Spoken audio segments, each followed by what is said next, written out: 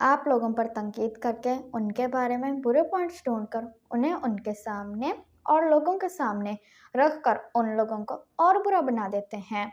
आप मशीन्स को बिला वजह, बिला ज़रूरत इनअप्रोप्रिएट फ़ोर्स लगाकर ख़राब कर देते हैं। मशीन्स को ठीक करना है तो उनमें आपको ढूँढना होगा कि खराबी क्या है।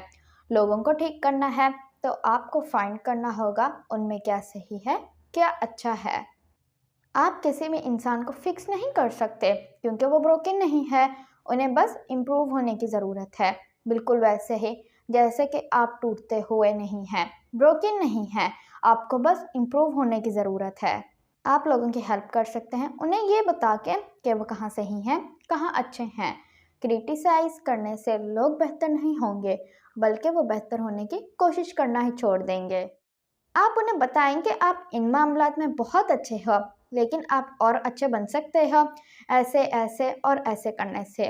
उन्हें चॉइस दो और उन्हें खुद डिसीजन मेकिंग करने दो। This is Noor Fatima. Thank you so much.